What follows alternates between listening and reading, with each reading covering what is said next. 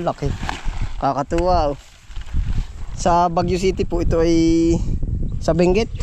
Siya po ay pangkaraniwan, pero dito po sa amin lugar, ito po ay yung parang kakaiba sa amin. Opo. Yan. Oo. Ayun, good morning po sa ating lahat. Ano po? Maagang lusong po tayo ngayon. Gawa ng mag-de-drain na po ng mga patubig yan. No?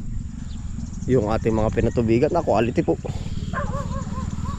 Oh. Quality. Medyo tinanghali na rin nga po ng kaunti. Kumbagay naabutan na tayo nung sinag ng araw. Okay lang po naman basta mabilisan lang yung pag-drain. Opo, yeah, ito po yung kagabi nating inano.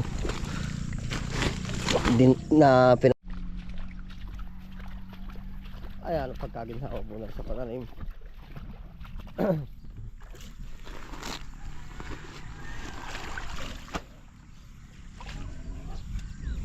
Yan, ang ganda ko, tantoy. Yan ay basta pag kinakala ko para bang natutuyo na yung tabi. 3 araw na ito ay. Ang gara po. Naghahap yung ano, mainit po pati ngayon. Ramdam yung init. Ayan po. Isang patubig bugal wakaray. Oh, ang laki.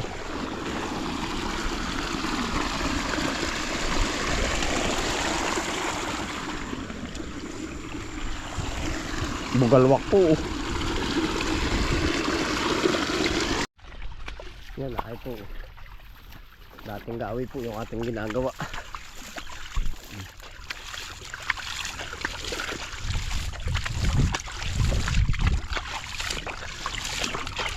Basa po natin.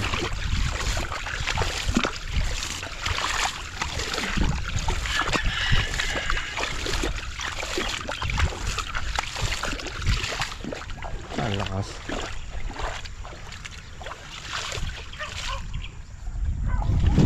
Kakatuwa. Yan na po pala pati yung ating mga pipino. Yan. Ito. Unti-unti na nabuskad. Ari po naman ay hanggang pinakamatagal lang 10 araw. Yan, ari po ating i-drain ito.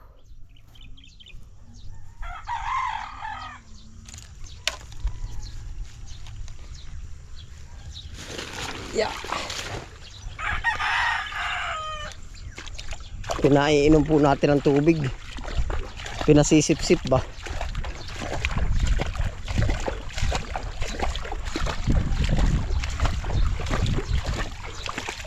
Na ay po, nabagting ng init. Papakita na pati ang banahaw. Yun, bundok banahaw po. Nagsisintro na.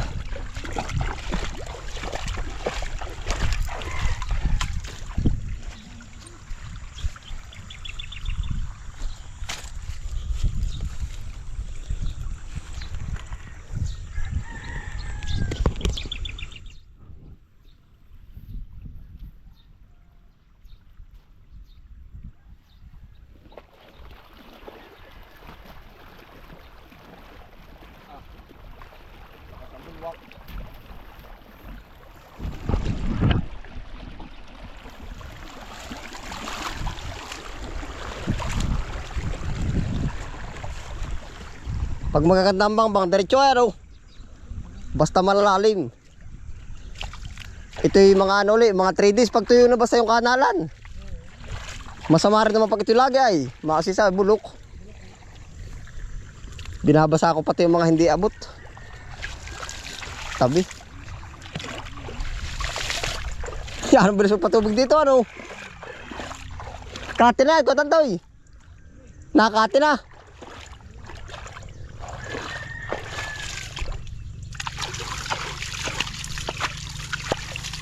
Basta ko tantoy ang ano nito, huwag papainitin ang tubig sa ganito. Ito dapat huwag iinit. Pag ito'y uminit, luto ang ugat. Pag ganito para lang umulat na. Kaya minsan inaagapan ko ng pagkakaagap. Layas pati mali ni Rao.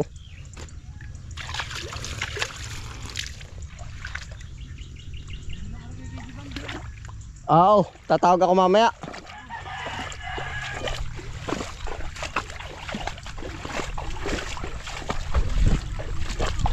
Berde po. Buhay na buhay po ay.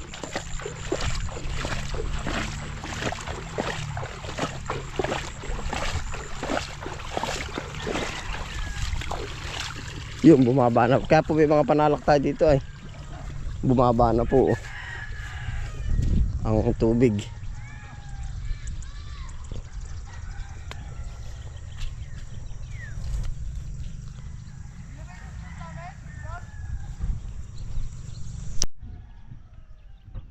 Naay po yung banahaw. Natabunan siya.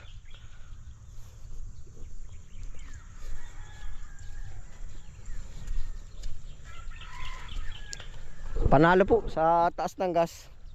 Ginagawan din po natin ng paraan, no? At saka po panalo rin yung mayroon tayo dito, yung may irrigation. Talaga pong gamit na gamit. Opo, gamit na gamit natin. Hindi pa pala sa taas atin ibibitaw na.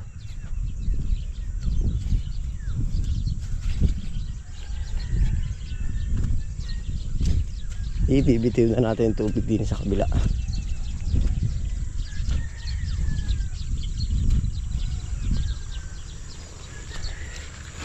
Ayan o.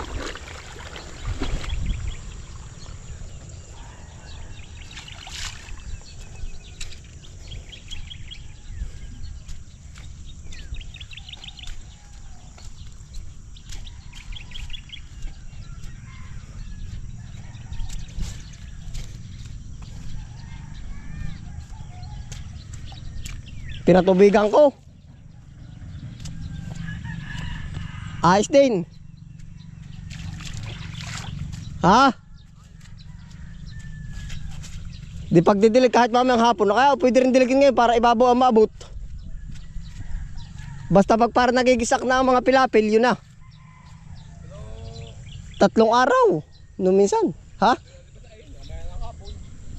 Kahit mamaya ng hapon, ano? Ito ang daling patubigan. Nasa lipsip ang tubig dito. Nabasa kaya ng maigi. Ayos. Kakaminas-minas sa gas. Pero dati nung ako dito, talagang ganyan lang gawa ko. Pabaha, lagi. Ha?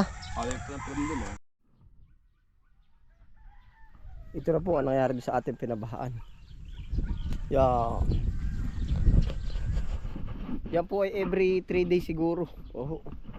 Tapos po yun, matindi po ang init, dinidiligan pa rin ngayon yung mga ibang mga bagong akat. Yan oh. Tapos po inaano din, hindi lang kinakasa yung water pump po. Gawa ng naroon sa pinakamalayo. Balik-balik ang hose. Pero pag dito po naman napatutok, ginagamitan din po. Panalo yung pagkabasa oh. Talaga pong lalaban hanggang hapon iyan. Lalaban sa sa araw.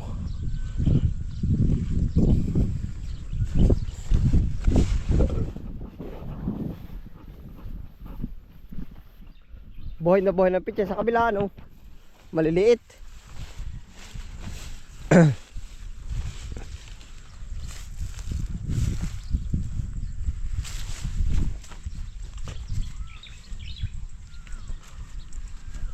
Yung palitig kabila.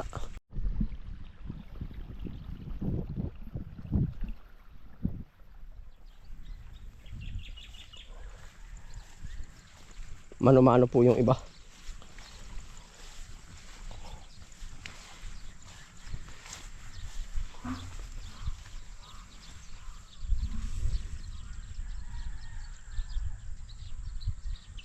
Meron ata dyan BG ah. Kinakadlaw ba na yung mahina?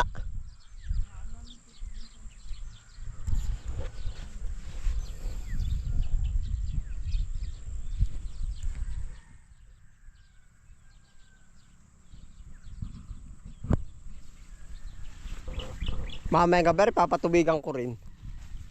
Ito yung natutubigan.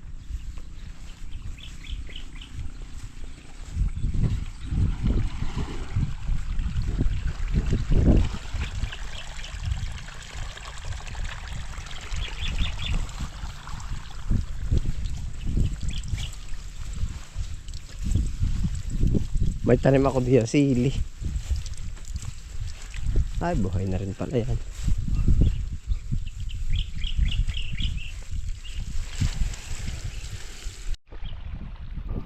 Ayos na po yung ating patubig. Ngayon po naman ay kukuha tayo ng pang-ulamin na repolyo. Yeah, ito po. For the first time, harvest tayo ng repolyo. Yung malalaki na. Kakatuwa.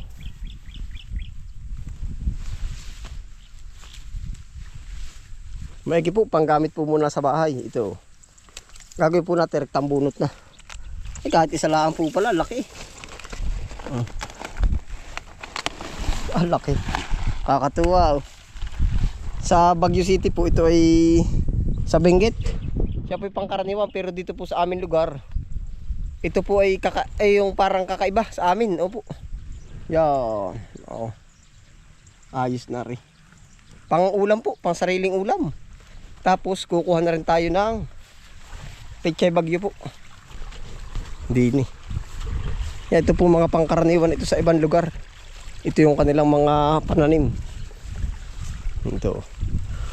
Pechay Baguio. Yan o. Upya.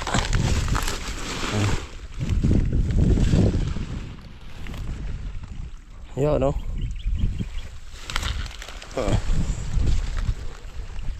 Pechay Baguio at saka repolyo po.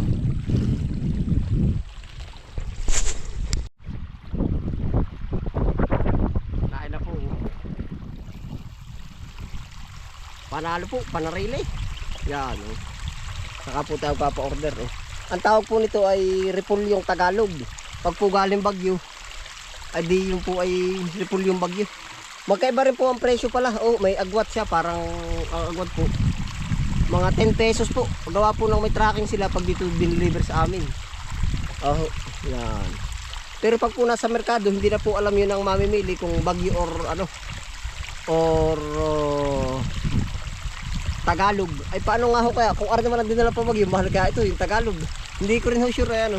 Pero po sa palengke ang update, yun po mahal talaga ang ano Tagalog, ang Baguio. Kahit po sa sayote, yan po ay alam ng mamimili dito sa amin. Yan.